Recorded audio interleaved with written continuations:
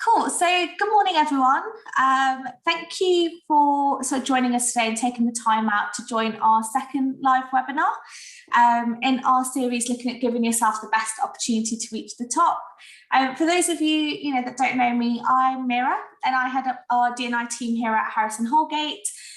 In today's webinar, we're going to be focusing on code switching and the impact that it has on the workplace, looking particularly closely at staff wellbeing and group-wide productivity. So I'm joined today by Buki Masaku. For those of you who've not had the pleasure to meet Buki yet, he is the founder of Diversity Think Tank, which is a diversity and inclusion consultancy, which specializes in bias navigation. He's also an author of I Don't Understand, a practical guide to navigating bias in the workplace, which is based on a methodology that he's developed over a number of years. And also, he's a founder of many things, also the founder of Results Oriented Sales Academy, through which he has trained thousands of brokers globally. So really interesting stuff. Before we do begin our conversation, I did just want to let you guys know that we will be holding a Q&A session at the end of this webinar. We really want you guys to get involved, and we want this to be as interactive as possible. So do share your questions in the Q&A box and share any comments that you have in the chat box as well. And if you are joining us through the live YouTube link, then you can also get involved. All you need to do is share your questions and comments by tweeting us using @HarrisonHolgate. So Buki, in our last webinar, we spoke a lot about unconscious bias. And I've got to say, I absolutely loved our conversation, and I've received such great feedback at the back of it, especially because I've always found this, your take on topics is so refreshing and so different. Right. So thank you so much for doing that with us, and I really can't wait to hear more from you today and learn some more. Before we do get stuck in, how are you doing today? No, I'm good. It's been quite an interesting week. It was my birthday on Tuesday, I think, on the 8th. So it's been good. I'm very well, thanks. Amazing, that's good to hear. So, from your side, you've been a consultant and a trainer for almost 20 years now. You've worked closely with thousands of brokers globally. You've also now got a book based on your research, which is impressive. We've got a few people, obviously, that are joining us for the first time today. So it'll be great to hear a little bit about your journey and what's brought you to where you are. Yeah, so actually, I'm in my 21st year now in terms of doing that. Wow. So look, I founded my first business was ROSACAD, Results Oriented Sales Academy, and the focus of that was helping to increase productivity and effectiveness through sales development. And our first clients tended to be insurance related clients, and so this is how I got exposure to the insurance world. We tend to work with professional services firms, and so our first clients were fund management companies and insurance type companies. And I got my first client, and then I got another one, and then I got my first broker, which is what is now called Gallagher, but was then called Heath Lambert, right? Wow. And it just went from there. So this is what exposed me to a lot of, thousands of brokers over the years, thousands of companies and thousands of delegates. This then, so in the course of that interaction, you get to observe, or at least my brand of training and development observed people at a very granular level, literally what they're doing, what they're saying, how people respond to what they're saying, how to get people to open up, why people will say what they're saying, etc., at a very granular level. So this made my observation of human behavior quite, quite unique. And I think over the last 20 years, I've observed something in the region of somewhere around 50,000, if not more, people all over the world, globally, right? And in the last few years, I had a lot of questions in relation to bias and, how diversity and inclusion and how people work together. And this became, well, I had these questions before the last few years, but generally, and this became kind of an obsession for me, how people, how people integrate. And so this led to the forming of Diversity Think Tank and my methodology, which has been 20 years in the making, if you like, which is IDU. I don't understand how to navigate bias in the workplace. Amazing. Yeah, honestly, that was your methodology is really interesting. And for those that are joining that'll get the book, I'm pretty sure they'll feel the same way as well. Yeah.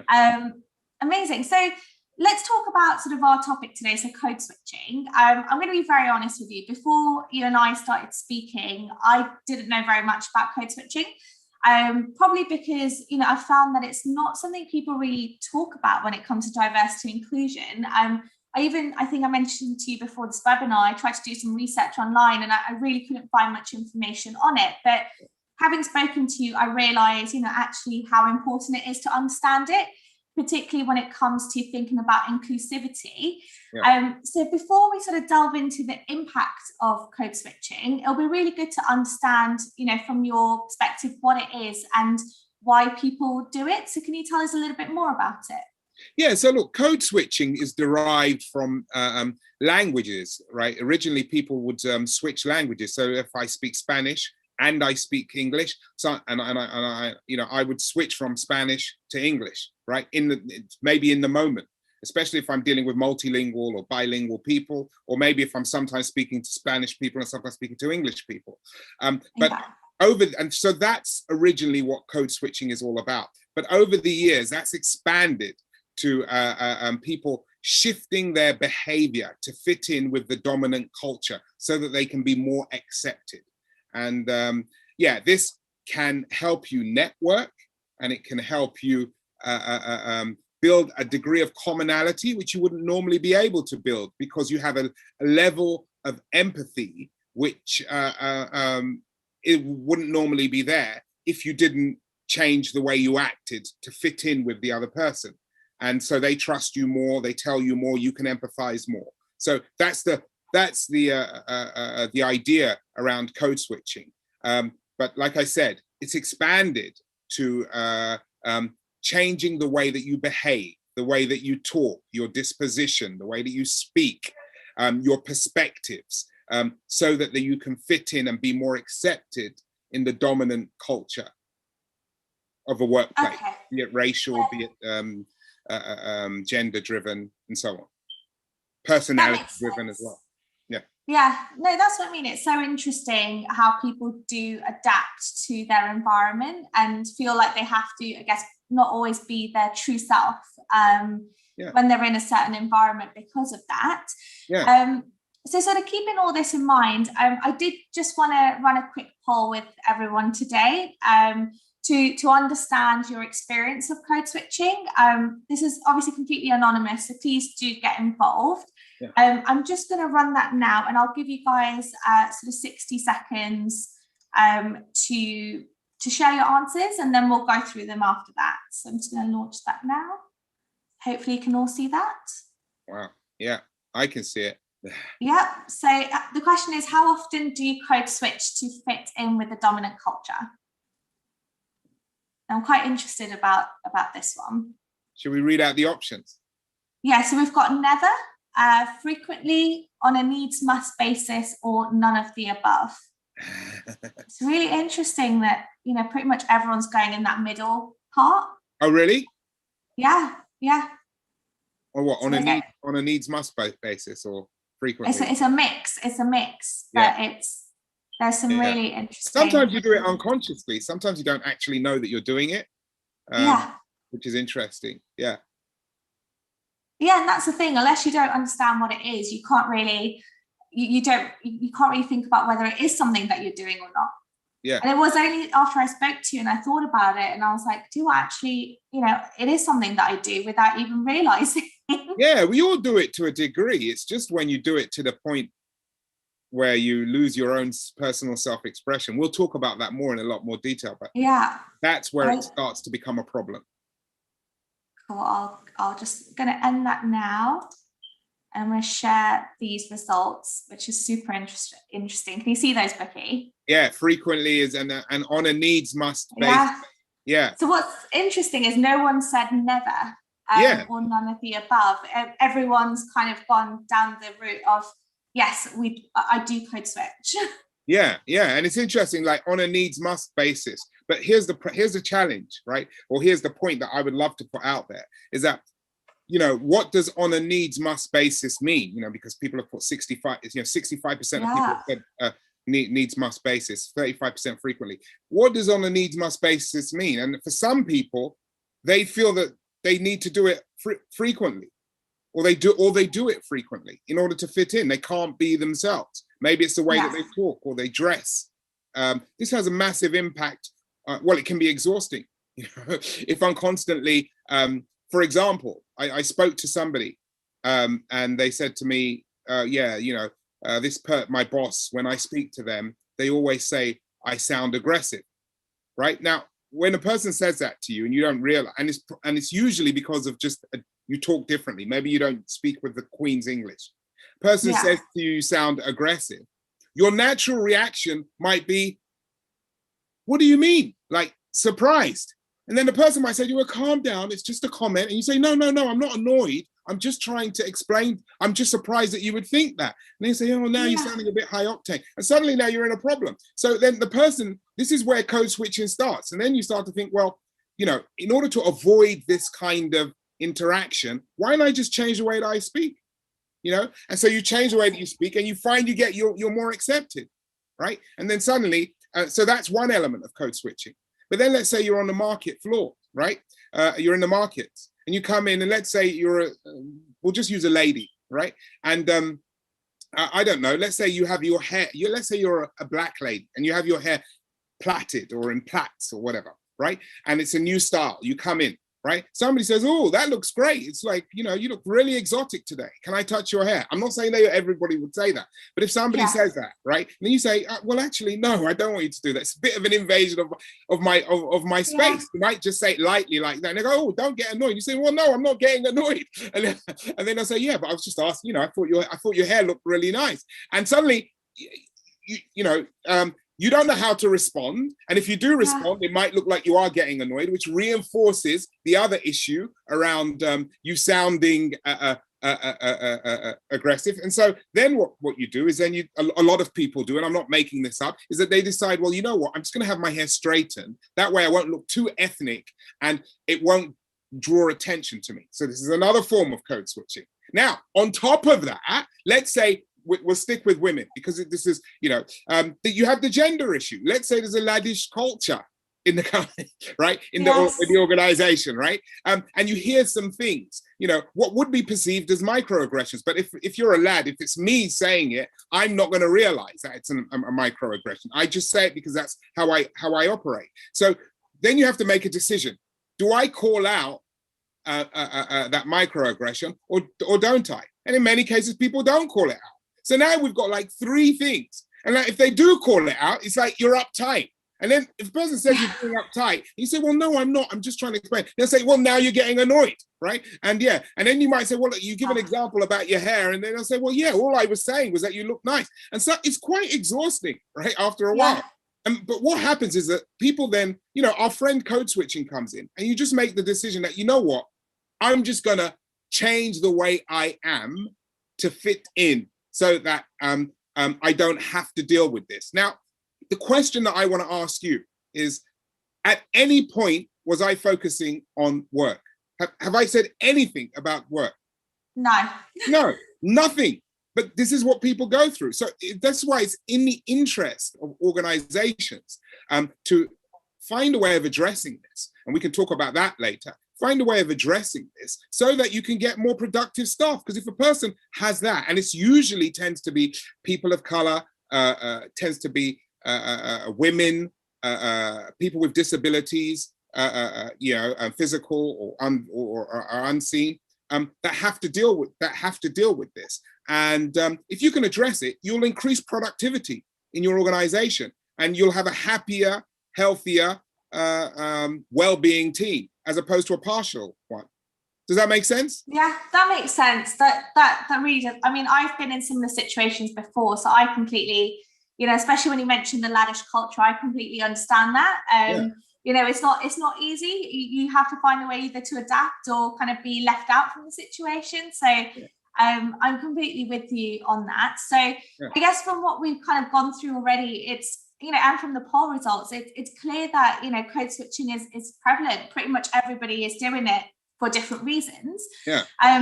Which in my personal opinion, it's a real shame, because for me, the workplace is the place I spend most of my hours a week, as it is for most people. And to feel that you can't be your true, authentic self, it does, it's not the greatest thing in my eyes. But on the flip side, some people might also suggest that code switching is just an effective way to network, because we are essentially just adapting to our environment, and that, you're making something out of nothing. So I do appreciate there's two sides to everything. So in your opinion, is it a good or a bad thing? And what would you say are the advantages and disadvantages of code switching in the workplace? Okay, so that's a really good question. I think it is, I think we all code switch to a degree, and the poll showed that. And I think it can be a good thing. I mean, sometimes it's good to code switch because it can help you in your career. You can network more effectively. If people feel there's a degree of commonality with you and them, you're more likely to escalate, in that organization, because they get on with you. And we all know that management is all about being a people person and being able to get on with people. So from that perspective, it is an advantage, and we all do it, and I do it. We all do it. However, when you're doing it to distance yourself from the conditioned view of people that have the same color of skin as you, or people that are the same sex as you, or people that have the same minority sexual preference or religion, then that's where it becomes a challenge. That's where it becomes a problem, because it's a bias-driven behavior, right? It's a bias. You're doing it because you want to distance yourself from the conditioned view, which is negative conditioned view of people that look, talk, sound like you. And sometimes it can just be your accent. Sometimes people from up north, for example, I'm just using that as an example because people have told me, right? In jobs in some environments, for whatever reason, they're perceived as less smart than a person with a Southern accent, right? And the dominant culture in the organization is a Southern accent or a public school background or something like that. And if they haven't, I mean, you could go to a public school up north, but let's say they haven't, right? And they're, and they're from a different socioeconomic background, then they, in some cases, people have to shift all of everything that's brought them to the position to get the job. They have to distance themselves away from that in order to fit in. And I think if we're in an environment, if we're in a corporate environment that causes us to do that, then there's something wrong. And so I think it needs to be addressed. So there's code switching can be good news, but it can be bad news as well for the latter stuff I've said. Yeah, that makes complete sense. And something that we've actually spoken about separately in our conversations is a phenomenon that's Stockholm Syndrome. Yeah. And you've mentioned it as an extreme form of code switching. So can you sort of tell us a little bit more about it and elaborate on Stockholm Syndrome? Yeah, so Stockholm Syndrome is when you bond with your perpetrator to be accepted. That's essentially what it is. Years ago in the 70s, there was a bank robbery. And what happened is that the people were held hostage in the bank. And what happened is that those people, after a while, during the negotiations to get them out, what they realized is that the people in the bank, a lot of them, or a certain number of them, fell in love with their captors and were now negotiating on behalf of their captors to get them, to get the best deal for the captors, not just to get them out, to get the best deal for the captors. So they almost turned into the perpetrator. They are allied with the perpetrator. And this is a phenomenon that happens a lot in the corporate world. What happens is that you have racial Stockholm syndrome, where I want to be more like the bias perpetrator, whoever that is, right, than they are, right? And you get this, you get what I call patriarchal Stockholm syndrome, or gendering, where I've heard this from women, right, where a lot of women want to be more like the male misogynist than the actual male misogynist, right? Oh Thatcher, gosh, yeah. Thatcher was famed for this, right? Yes, for not helping other women up the ladder, or at least stopping them from getting up the ladder. I mean, I don't know the realities of that, but it's well documented, right? This is all Stockholm syndrome, and what I'm saying is that this is an extreme form of code switching, because when you get to Stockholm syndrome level, you've just decided that, you know what, it's just better for me to lose myself completely and just become like the traditional perpetrator. And then what happens is that you become more of the perpetrator than the traditional perpetrator. And so you start to stop other people that are like you from getting ahead. This could be people from a certain region, which you're from, you stop that. Or people from the same socioeconomic background that you're from, you stop them from getting ahead. Or if I'm a woman, I'm going to stop other women. Or if I'm a black guy, I'm going to disassociate myself with other black guys in order to get forward. And this is prevalent. People don't talk about it, but it's prevalent, especially in the current environment, where nobody wants to talk about diversity and inclusion, or they only want to do it to a point where it's acceptable, right? And so if they perceive a minority talking about diversity and inclusion in an in-depth, granular way, that's way too much. That's going to mean they're part of the complaining lot that aren't happy. And so I'm going to distance myself from them. And I'm going to put those people down so that the dominant culture accepts me.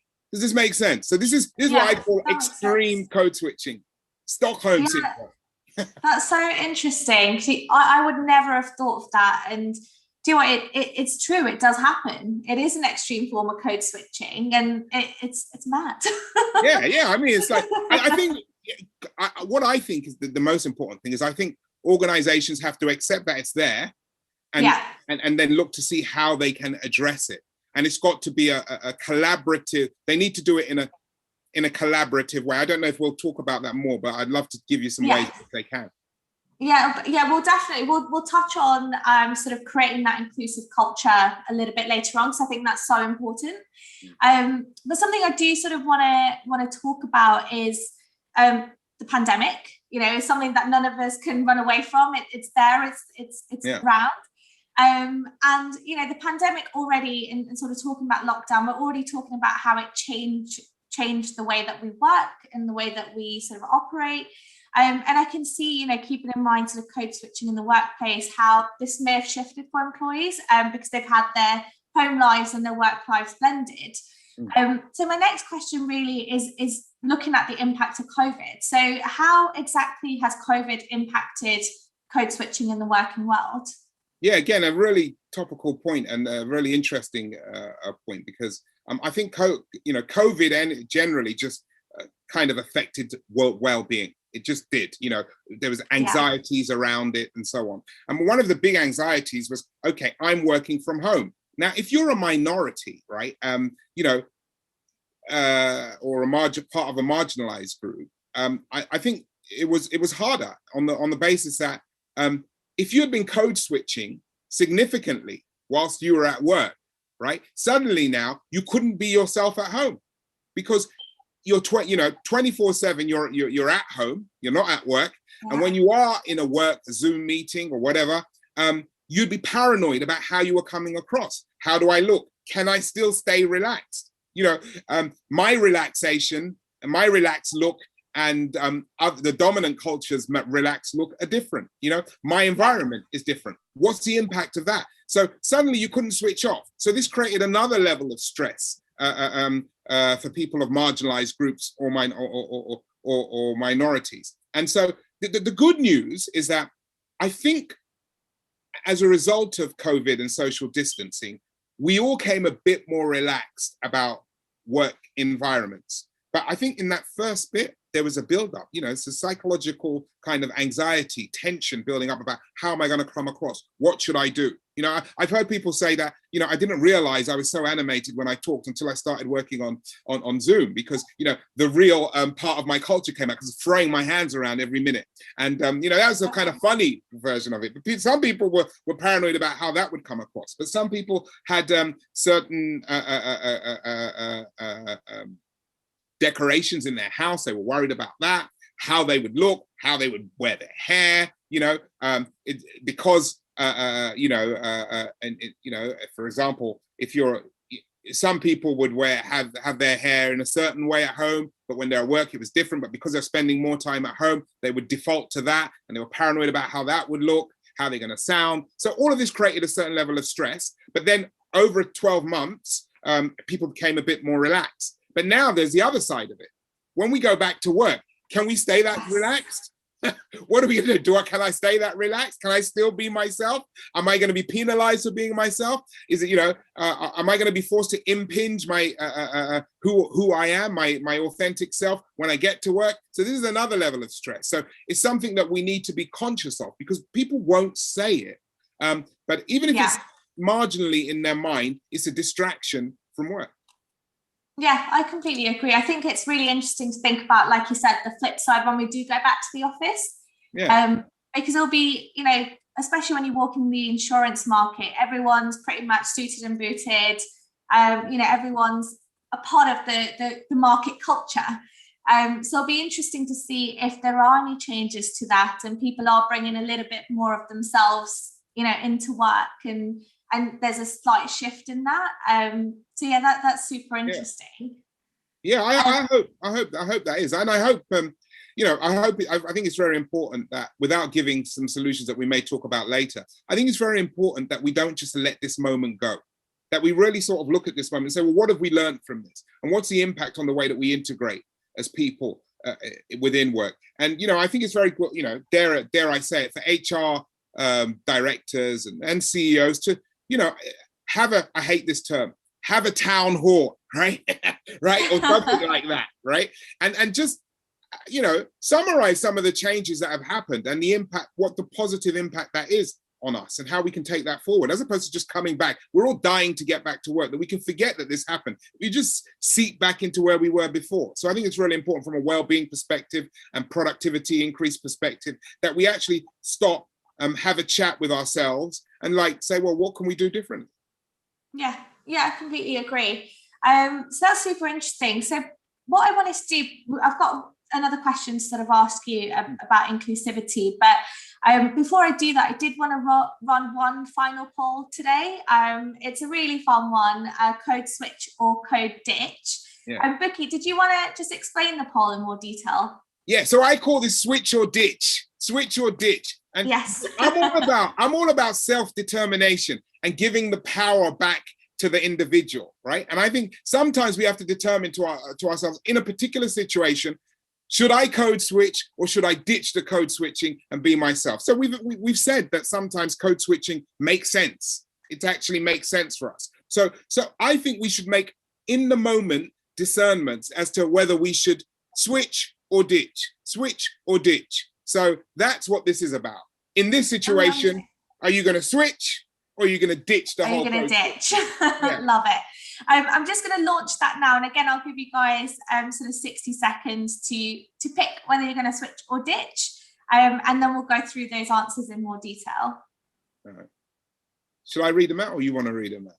Or not? You can go for it. I'll let you read this one out. So number one, you're doing a board level presentation. Switch or ditch, right? Number two, strategic networking at a pub for career progression. Switch or ditch. Or number three, you're working remotely on a Zoom call. I like that. Switch or ditch. Yeah. Was there another one? Was it just three? Yes. Yeah. And then the fourth one is, and you're on the receiving end of microaggressions to do with your gender, disability, race, or socioeconomic background. Do you switch or ditch? Yeah, I think that's a really good one. For example, you're in a laddish culture, you're a woman. Would you switch or would you ditch in that moment when the laddish thing is exhibited? Yeah. There's a few here, so I'll give everyone a little bit more time. All right. So you can decide. Don't be shy. Get your finger on the trigger. or yes, don't be shy. Whatever the relevant thing is. We've had over half of people answer, so I'll give people a little bit longer to get those last answers in. Don't be shy. Take a note. It's time to vote. That's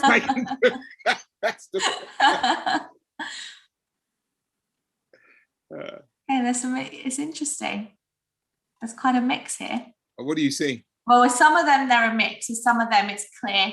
Right. It's kind of one-sided over the other. All right. Yeah. Be good to see which ones. Yeah. Well, I'll give it another sort of 20 more seconds and then we'll share the results. All right. Cool. Like most people have voted. Okay, cool. I'm just going to share those now. Okay, can you see those? Yeah, you're doing a board presentation. Yeah, 86% said. Yeah. Yeah, that's interesting, guys. Actually, that's interesting. And this is not an upsell or a cross-sell, but sometimes bringing your authentic, in fact, most times bringing your authentic, I would suggest bringing your authentic self to a presentation is probably the way you stand out and give the best presentation, I think, actually. But there you go. Anyway, what's the next? Strategic networking at the pub for career progression. Switch. I like that one. Yeah, I switch. If switching is going to get me a free beer, I mean, why wouldn't I do that? Yeah, next is, you're remotely, what is it? You're working remotely on a Zoom call. Yeah, that's kind of, I don't know. I think it's 50-50. Yeah. Yeah, that one seems like it was the closest to 50-50 out of all of them. Yeah, and then here, you're on the receiving end of microaggressions to do with your gender, race, disability, socioeconomic background. Ditch. Yeah, I love these guys. Ditch. Be you. Being you is what got you to where you are. So be true to oneself. I'm with them. I ditch. I love it. Let them deal with the real you, for better or for worse. I love it. I would have gone the same. So yeah. I completely agree with that. Amazing. So that was quite a fun one. I really wanted to do that poll. I really enjoyed that. So I do have, before we move on to sort of Q&A and sort of comments, I did have a final question for you, Becky. We kind of touched on this a couple of times already in the webinar, but it's all around sort of what organizations should really be doing to create an inclusive culture. So how can companies address the disadvantages of code switching and essentially create a culture that does not impinge self-expression? Yeah. So I think, again, another good question. I think, look, the first thing, which I think a lot of organizations are doing and trying to do, is you want to diversify your staff, so, diversification and inclusion, diversity, and inclusion is really important. And I think having different types of people across the organization, I think is really good. And it doesn't always have to be a race thing. It's just showing that you can be yourself. So not always having loud people in certain roles, or not having people from a certain socioeconomic background. People, a person who tends to have a shyer demeanor can be just as productive as a person who has a more extrovert demeanor. These kind of things really help. Also, look at your supply chain. I always encourage people to look at their supply chain. Color it up, literally, figuratively, and literally. You shouldn't just have, for example, in the white collar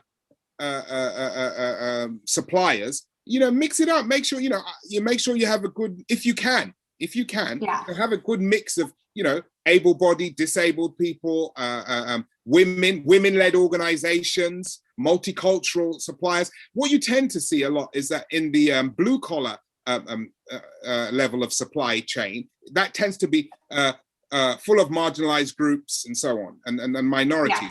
But in the white collar, consultancy and all of that kind of thing, the mix, it tends to be on one way. It tends to be, and I think that could be mixed up as well. All of this kind of thing shows sends a message and allows people to be themselves. And the other thing is diversity and inclusion has to be part of strategy.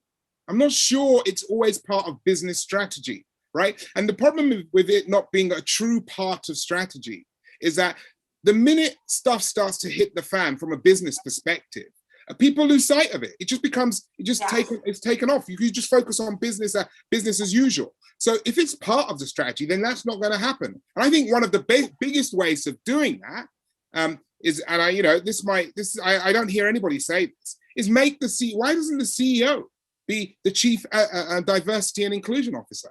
Why not? Yeah. If it's so important, if we're putting out all these statements saying it's so important and it can affect business and profitability by 34%, right? If we're saying these types of things, why wouldn't the CEO make the CEO? Why does it have to be delegated to somebody else? Yeah, it's really interesting. Yeah, if you just did that one thing, imagine the message it would send. I mean, just doing that would significantly increase productivity. And so that's a big thing for me. And then my final thing, I could go on forever. My final thing, right, is to equip people with the skills to call out the bias that drives people to code switch, right? So if I'm in a laddish culture and somebody says something, right, which is I would perceive as sexist, for example, what if I had the skill to call that out in a way which wouldn't get the other person's back up? If I had the skill to do that, then I'm going to dissipate the need for me to code switch to fit into a dominant culture. Because whenever I feel that I have to, or somebody says something to me which makes me want to code switch, I could call it out using dispassionate developmental inquiry, which is essentially saying, I don't understand. That makes sense. That's really interesting. Definitely sort of thinking about how we can do things. Actually, just a quick question at the back of that. So, it's with code switching, it's, as we mentioned, a lot of people do it. Pretty much everyone does it. And sometimes it's hard to know when people are code switching or whether you have that kind of culture.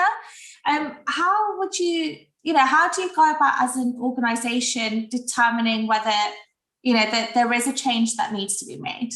So that's a really good question. Yeah. You're really good. Sorry, it's just something I was thinking about. Yeah. No, so I think, look, I think we need to ask ourselves some questions. We call it, psychologically, or, they call it critical consciousness, right? So we need to ask ourselves some questions. So we need to say, what written or unwritten rules do I sign up to that could possibly impinge the self-expression of my colleagues or of my team? We need to ask ourselves that question. And when we ask ourselves that question, the answers will tell us what we need to change. We need to ask ourselves, what in society, what societal conditioning do I sign up to, figuratively or literally, which is which is affecting policies, written or unwritten policies in our organization? Do I sign up to? And how does that affect people's self-expression, right? Their ability to bring themselves to work. We need to ask that question. Again, the answers to that will tell us what we should do, right? And then we need to say, on an interpersonal level, what things do we do, right? What kind of conversations do we have or don't have which stop people from being themselves? There are certain divisions in certain sectors, or we could say insurance, since we're talking primarily from an insurance perspective here, where it has people from a certain socioeconomic background, right? And it's been that way forever, right? And so organizations need to ask themselves, am I supporting this? To what extent am I supporting a little boys club in a mini boys club in my working environment? And is that healthy? Is that good for the business? Am I going to get the best people? So these are the questions that we need to ask. I also think people this is kind of semi-answering this question and semi-answering the other one. I also think it's important for people to solve this problem. It's like to experiment with doing things like inviting people to into their networks. So we should have like senior managers just invite people into their networks. Come to my private members club or this kind. Why not? This breaks down barriers. The fact that you're doing stuff like this, or you're inviting people to your private members club, or everyone, a team, right? Maybe for a lunch or something. It just breaks down, but it just sends a message unconscious message that people can be themselves, right? That this is who I am, this is who you are, you know, vive la différence type of thing. You know, I think that's the right way to say it in French. I think so too. Yeah, that's my my mini code switch. You see, I did it there. I didn't put it for any personal gain because you're not French, right? So, no. But it's that kind of thing. So I hope I've answered that. These are things that we can do. We need to ask we need to have this critical consciousness. We need to ask ourselves these questions. Am I signing up to, consciously or unconsciously, literally or figuratively, signing up to a dominant culture, which is stopping my staff from being who they are? You know, yeah. Does that make sense? Yeah. Yeah, that makes sense. Definitely. So that was really interesting. So we're now coming to the end of our conversation today. I don't know about all of you, but I've absolutely loved hearing from you, Bukky, as I always do, and getting your perspective on what I think is such an important topic. Yeah. For me, this session has really opened my eyes into the prevalence of code switching and the impact that it can have on, you know, ourselves, our own careers, our well-being, and the organization's productivity. So thank you for that. We are going to move on to Q&A soon. So if you guys haven't sent your questions already, now is the time. You can either use the Q&A box or the chat box, whatever's easier to get those across. Before we do move on to Q&A, Bukky, do you have any closing comments? Yeah. I was just enthralled in some of the comments that some of the guys have written that I nearly like. Yeah. No, I think it's really important that we are conscious of code switching, and yes, there are advantages, but recognize the negative impact it can have on organizations, that it's having on organizations at the moment, and that there are a lot of people, right, who don't feel comfortable being themselves, and it really impacts their progression. I've seen it on so many levels, in particular people of color, people with minority sexual preferences, and with women as well. These are three groups that I've seen it in. And so we need to really look at this and look to see how we can shift our paradigm and the environment that we work in to allow people to be themselves, right? To self-express and capitalize on that, because it's got them to where they are. So why take it away from them in the place where it's needed most? Yeah, I completely agree. Amazing. So I've just seen a couple of really interesting comments on the chat box. It'll be great to kind of go through them and maybe just go through any comments you have on that. Yeah. So the first comment question we have is there an element of allowing context in how well you know a person? So for example, someone you're quite friendly with in the workplace who says you look nice today, you might be fine with that, but this is quite different from someone asking to touch someone's hair, which to me feels more invasive than paying a compliment. Yeah, exactly. And I agree. I think, that's kind of a ditch or switch, you know what I mean? It's the situation. Sometimes, even somebody saying your hair's nice and you look exotic and all of that. Personally, I don't have, but I'm not a woman and I have no hair, so nobody's likely to say that to me. But sometimes, that word exotic is a bit iffy, but sometimes somebody just giving you a compliment is nice. But I think we have to discern where I think it goes beyond being nice and it can be offensive. And in those situations, I would love it if people could call it out in a way which doesn't offend the other person, but gets the point across. And that's what I talk about, dispassionate developmental inquiry. So, I think we have to discern in a moment. So I would agree with the subtext of that question. Yeah, definitely. And then another comment, which is quite interesting as well. So certain industries for sure make you act differently. I worked in an airline industry in the past and it was very people orientated. I moved into finance after being made redundant from the airline industry, and it was a huge cultural change, quite intimidating in comparison. I adapted as I am made that way to survive and got used to it, toughened one up. So not only physical, cultural difference can affect someone. I agree. In fact, that's my whole point. My point about code switching is that it does cut across personality, I think what this person spoke about, though, is a cultural thing, because obviously in the airline industry, it was a different culture. But I mean, you know, culture from a perspective of where you come from. Yeah, it's not just about race. It cuts across all of these things. But I think the key word is diversity, and celebrating diversity, and understanding really the impact that diversity has, and doing everything that you can not to quash it. Because if you quash it, you reduce productivity levels, and it's just not good for staff well-being. And like I said, I think there's a lot of people. I'm just, you know, obviously I talk, you know, I do mention those three obvious ones, you know, race, gender,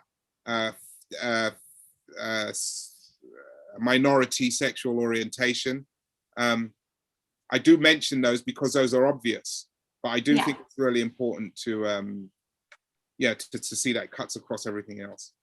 Yeah, definitely. And sort of one final question. So with organizations, you always find that they have a specific culture, you know, that defines, you know, who they are as an organization. So should these organizations look to create a more inclusive culture, to have a variety of people, or should they look to find people that will fit into their culture better?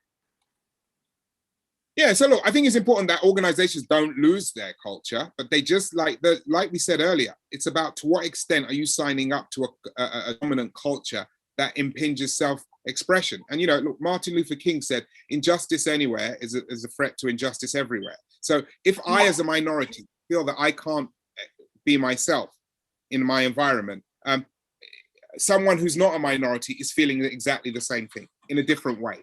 And so I think it's really important for us to,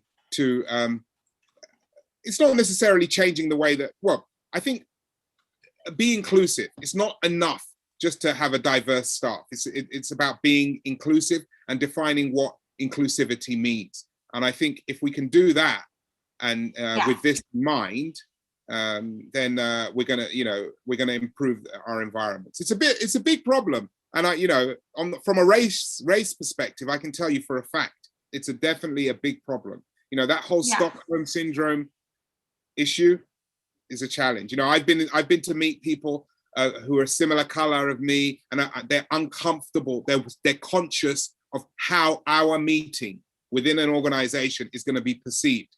Are they going to, are they going to, do funny handshakes and stuff, and do deals that they wouldn't normally do because they're both black or something like that, or because they come from a certain background. So I'm not making it up. So, I think we just need to be cognizant of it. That's it. We just need to be cognizant of it, and then we can get people to be themselves. Yeah, I like that. I really like that.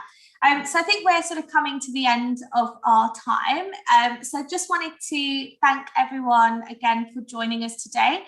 If you do have any further questions, or, at the back of this conversation, you go away and you go, oh, I wish I'd asked this question, or I'd made this comment, then please do reach out to us. I've shared both of our LinkedIn profiles in the chat box, so you can connect with us and continue the conversation. We'd love that.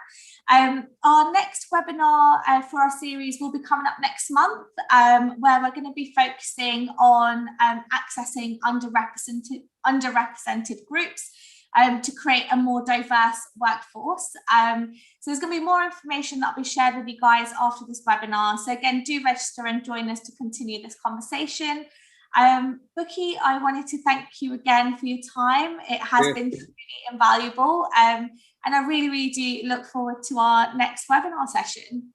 Me too. And thanks for all the guys getting involved. Yeah, it's great. Thank you guys for your comments and questions. It's always great to make this interactive and get to know what your thoughts are.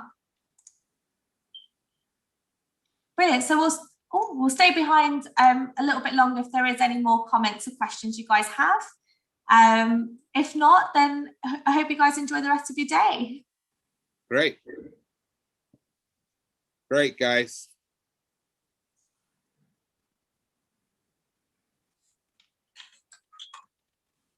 Thank you. Yes. Glad you found it interesting. I definitely find this topic very interesting. Yeah. I think it's important that people, you know, we don't pretend that these things don't happen. The more open we are about these things, the easier. Yeah. Well, it creates that awareness, doesn't it? Like I mentioned, I didn't even know about code switching, and now I feel like I'm actually more aware of it. Yeah, and I think it's important on both sides that people call people out if they're being paranoid or not being, I think having that healthy kind of discussion is good. Otherwise, it just leads to stereotypes on both sides, and polarization. Good thing. Yeah, definitely.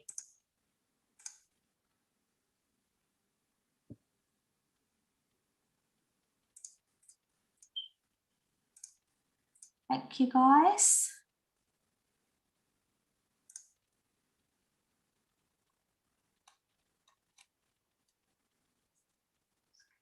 To